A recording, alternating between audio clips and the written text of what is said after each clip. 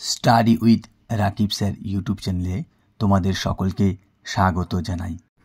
আজকের ভিডিওটি কিন্তু ক্লাস 11-এর ছাত্রছাত্রীদের জন্য নয়। আজকের ভিডিওটি শুধুমাত্র ক্লাস 12-এর থার্ড সেমিস্টারে পা রাখতে চলা উচ্চ মাধ্যমিক পরীক্ষার্থীদের জন্য।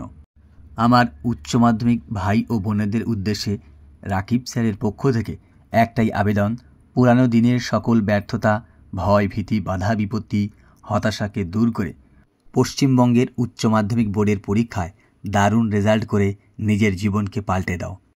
তুমি কি মাধ্যমিক পরীক্ষায় ভালো রেজাল্ট করতে পারোনি? তুমি কি ভাবছো আর আমার দ্বারা কিছু হবে না? তুমি কি পড়াশোনায় নিজেকে দুর্বল বলে ভাবো? সবসময় কি দিশেহারার মতো ঘুরে বেরিয়ে সময় নষ্ট করো? তাহলে আজকে বলবো, আফসোস করে সময় নষ্ট না করে উচ্চ মাধ্যমিক পরীক্ষায় ভালো রেজাল্ট করে বাবা মায়ের মুখে হাসি ফুটিয়ে তোলো। সুযোগ বারবার আসে না। যে সুযোগ মাধ্যমিকে নষ্ট করেছো সেটা যেন উচ্চ মাধ্যমিকে না হয়।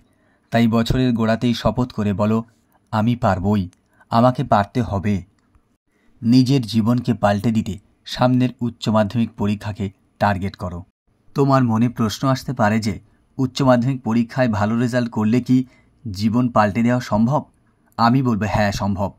একটা খারাপ রেজাল্ট বা খারাপ ঘটনা যেমন জীবনকে দিশেহারা করতে পারে, তেমনি কোনো একটি পর্যায়ের ভালো রেজাল্ট তোমার জীবনকে সঠিক পথে পৌঁছে দিতে সাহায্য করবে। পড়াশোনায় দুর্বল মেয়েরা উচ্চ মাধ্যমিকে ভালো রেজাল্ট করলে ভালো ভালো জায়গায় নার্সিং করার সুযোগ পাবে।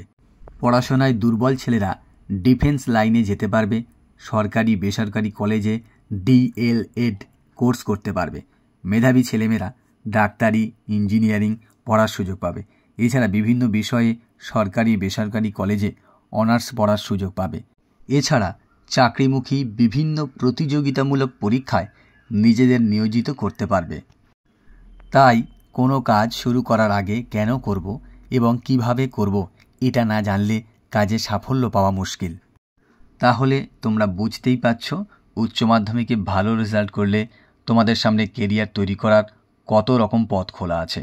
তাই আজ থেকেই শুরু করে দাও নিজের কাজ। নিজের সফলতা অর্জনের জন্য তোমাকে কঠোর পরিশ্রম করতেই হবে এবং কঠোর পরিশ্রমের জন্য চাই মানসিক জেদ। কোনো অজুহাত যেন তোমাকে থামিয়ে রাখতে না পারে, কারণ অজুহাতই আমাদেরকে সামনের দিকে এগোতে বাধা দেয়। কথায় আছে, if you want to become successful, never give excuse. আজকেই পড়ার রুটিন বানিয়ে ফেলো। প্রতিদিন নিয়ম করে রুটিন অনুযায়ী পড়তে হবে। কাল থেকে পড়ব এটা কখনো করবে না। যা হবে আজ থেকে, এখন থেকে। কাল হলো আমাদের সবচেয়ে বড় শত্রু।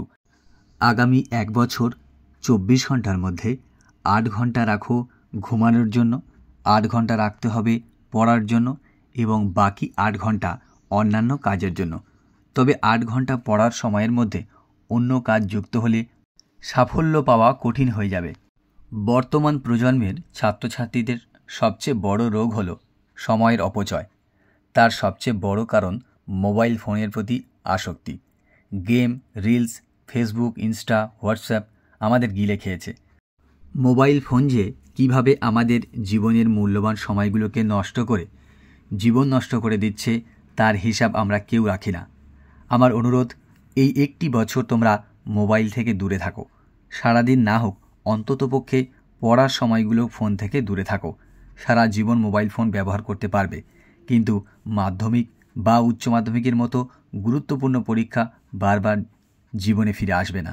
তাই নিজেকে আরও একবার প্রমাণ করতে উচ্চ মাধ্যমিকের 3rd এবং 4th সেমিস্টারের মূল্যবান সময়গুলোকে কাজে লাগাও। ইংরাজিতে একটা সুন্দর কথা আছে, if you respect your time now, then time will respect your future. তাই ক্ষণস্থায়ী এই জীবনে সময়ের মূল্য যে দেয়, সময় তাকে ঠিক সময় মতো পুরস্কৃত করে।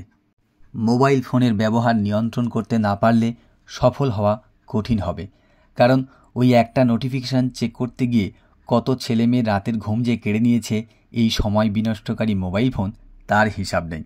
তাই উচ্চ মাধ্যমিক পরীক্ষার স্বার্থে এই 1টি বছর রাত জাগা কম করতে হবে। সকাল সন্ধ্যা নিয়ম করে পড়তে হবে। যাদের গভীর রাতে পড়ার অভ্যাস আছে তাদের বলবো ভোর বা সকালে পড়ার সুঅভ্যাস তৈরি করতে, কারণ রাত জেগে যারা পড়ে তাদের ঘুম ভাঙে সকাল 9টা কিংবা 10টা। কারো কারো দুপুর 12টা পর্যন্ত গড়িয়ে যায়, যেটা দৈহিক স্বাস্থ্য ও মানসিক স্বাস্থ্যের জন্য ক্ষতিকর। তাই উচ্চ মাধ্যমিক পরীক্ষার রেজাল্ট ভালো করতে অভ্যাসগুলোর বদল আনতেই হবে। অভ্যাসগুলোর বদল আসলে নিজের রেজাল্টে বদল আসতে বাধ্য। হয়তো একদিনে হবে না, তবুও ধীরে ধীরে হবে একদিন। তাই সবশেষে বলবো, সবার প্রথমে নিজেকে ভালোবাসো, নিজের পরিবারকে ভালোবাসো এবং নিজের কেরিয়ারের প্রতি যত্নবান হও। দেখবে তুমিও একদিন সাকসেসফুল মানুষে পরিণত হবে। তোমরা ভালো থেকো, সুস্থ থেকো। কথা হবে এর পরের ভিডিওতে।